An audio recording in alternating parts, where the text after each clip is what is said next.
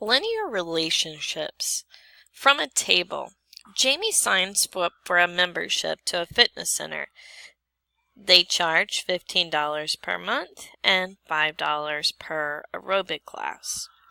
So we are going to first find our constant rate of change. We could take a look at this graph and we could talk about this is the number of classes, this is the X, and the monthly cost is the Y. Okay, so if we say classes and the monthly cost,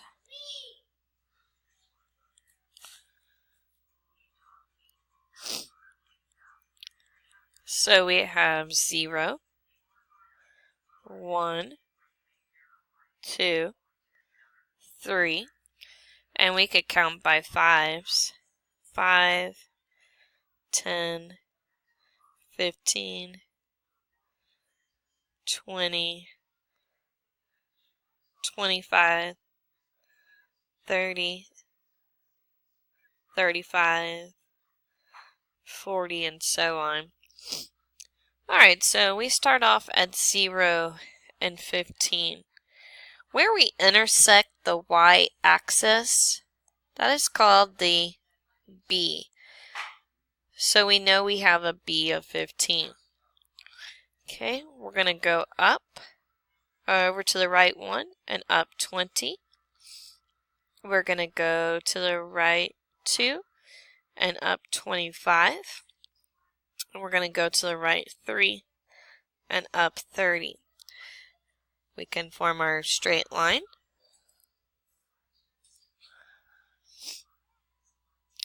Okay, the constant rate of change. So if we do our constant rate of change, we're going up by 5. And we're going up by 1. So we have 5 over 1, which is a constant rate of change of 5. So if we're going to write it in the y equals mx plus b format, we will write y equals 5x plus 15.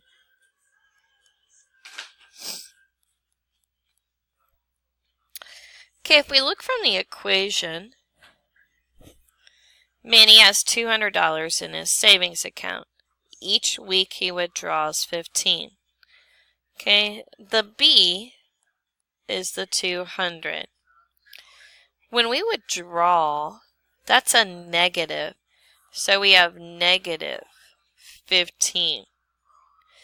Okay, if we write it in an equation, y equals mx plus b, we have y equals negative 15x plus 200. Alright, so we're going to talk about the number of weeks.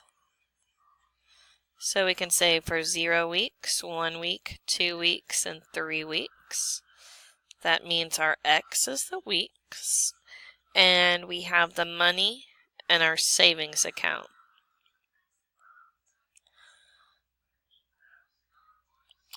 So let's do some substitution here.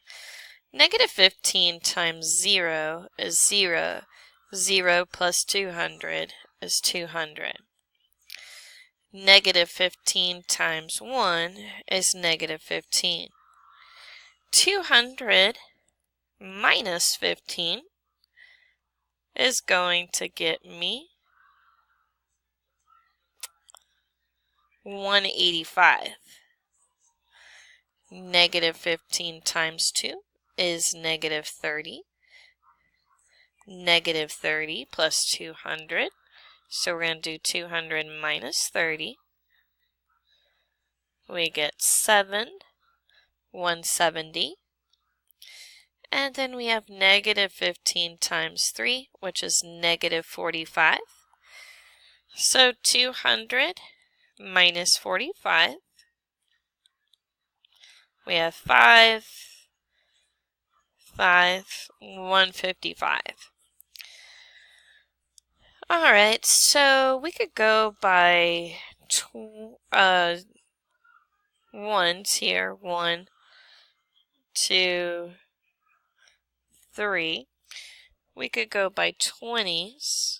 20, 40, 60, 80, 100, 120, 140, 160, 180, and 200.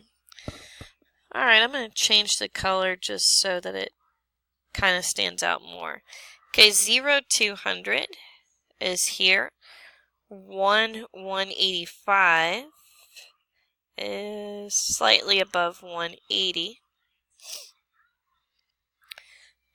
2, 170 is going to be between 160 and 180.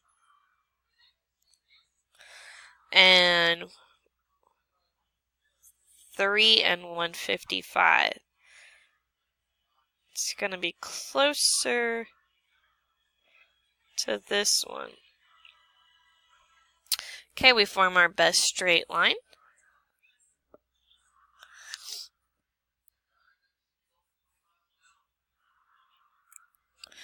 Alright, let's take a look at the last one.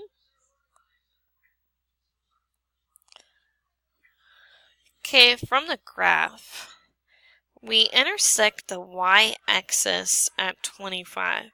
So we know that b is going to be 25. We need to find the m. Well, we have 0, 25, 1, 30, 2, 35, and 3, 40. Okay, the x-axis is represented by time, and the time is in hours. Okay, the y-axis is temperature, and it's degrees Fahrenheit. Okay, so we are going up 5 degrees. So the m is going to be 5, because this is plus 5, plus 5. This is plus 1, plus 1, plus 1. 5 over 1 is 5. So if we had to write it in y equals mx plus b, we have y equals 5x plus 25. Okay, so let's write a scenario for this. Okay, so let's just say we're in some city, and the temperature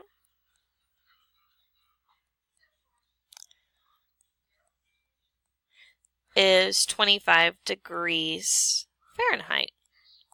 Okay, this is any city. And then we're going to say it slowly rises because it's going up 5 degrees Fahrenheit each hour. And that's it.